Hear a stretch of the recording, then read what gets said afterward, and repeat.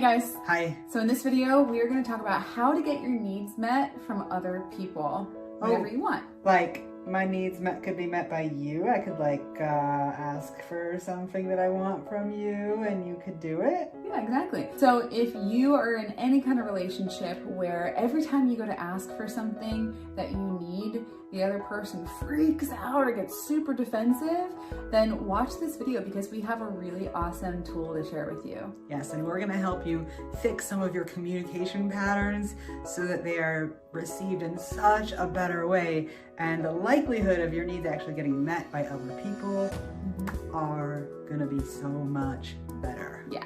Okay, so we're gonna start with one example. We're just gonna start with us, right? Because what else are these videos about? They're about us. Oh, you know everything about us by this point. We know everything about us too. So we've been married for 8 years, and as you can imagine, we've been through quite a few cycles of life together. We're parents, we're homeowners, we're business owners, we own a business together, and you can imagine there's quite a lot of things that we have to communicate about throughout the day, every day. How this would not work in your favor would be this kind of example. So watch this.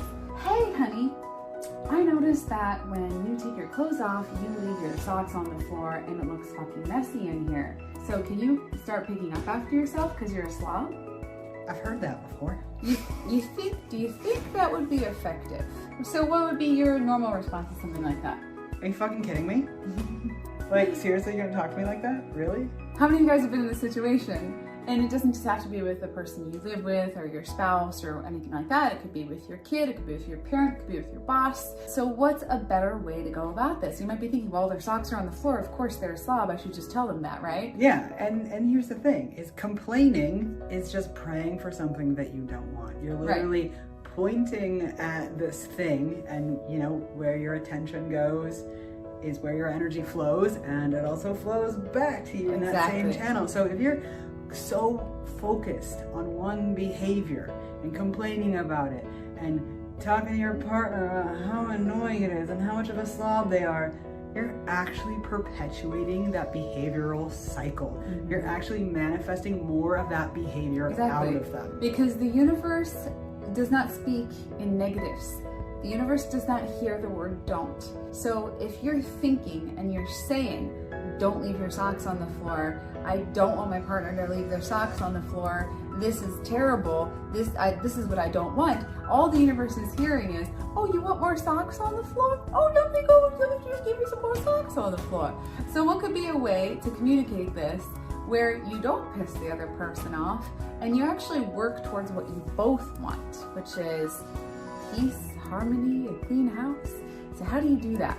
It's all about vision. All about vision. Having a vision and enrolling the other person into the collaborative, positive vision for both of you.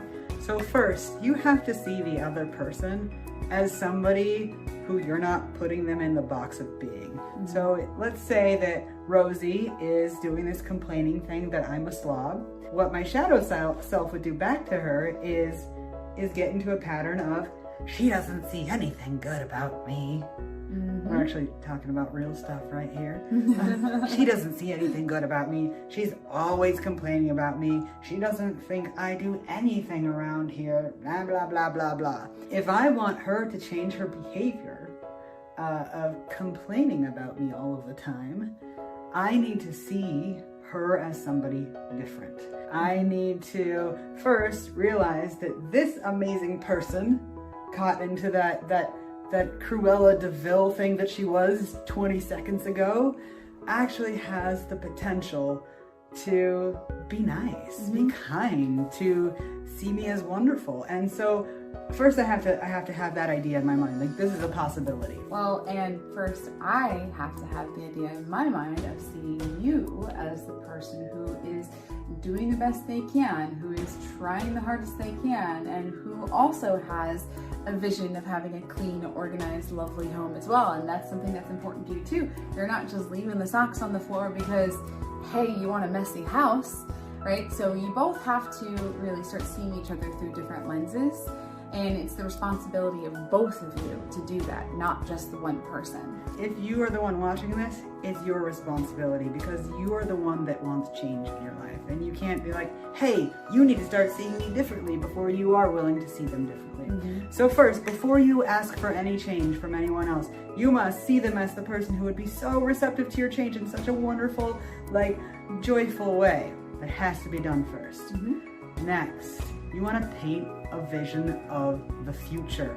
A vision of the future where both of you are enjoying the fruits of the transformation. So what would that look like? So instead of coming in and immediately complaining about the socks on the floor, what you could do is actually start by acknowledging how beautiful everything already is and saying, hey, I love our house. I love how peaceful it feels. I love how clean it feels most of the time. You do such a great job picking up after yourself. I love the way you make the bed and you do the laundry, and thanks for putting the dishes away this morning. And you really just start by, showing gratitude for the good things that the two of you have, or the good things that you've created, or that the other person's created. You recognize the effort that they have put in. And then you say, wouldn't it be wonderful if it felt like this all the time?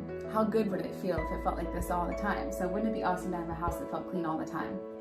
It would. Yeah. So one thing I've noticed is that at the end of the night, when you're tired, you tend to leave your socks on the floor, and sometimes they stay there for a while. Would you be willing to pick them up and put them in the hamper when you take them off, so that way our house can feel a little cleaner more of the time? So I'm gonna challenge. That was really good. You see how, like, my nervous system, even though we're pretending here, you can actually see me having a visceral response to her. Can you see that happening? Like, you can see my blood pressure starting to climb in the first round, and then you can see me go, oh, that's nice. Oh, I'm receptive. Oh, cool. So that was really amazing what Rosie just did. And I want to show you an even more advanced technique. This is something that we teach when we teach sales to the people that train with us. And it's about learning what they want. And I call this the WIIFM, what's in it for me radio. If Rosie's really, really super excited about me just picking my socks up off the floor, she has to think and get inside Kit's mind of what Kit wants, so that he has intrinsic motivation to do this. So here's an example. So we're gonna take it a step deeper. All right, so Kit, I know that when you get out of bed and you walk around the house, it gets frustrating for you to have dog hair tracking on the bottoms of your socks. Am I right? Oh, it's so gross. Right.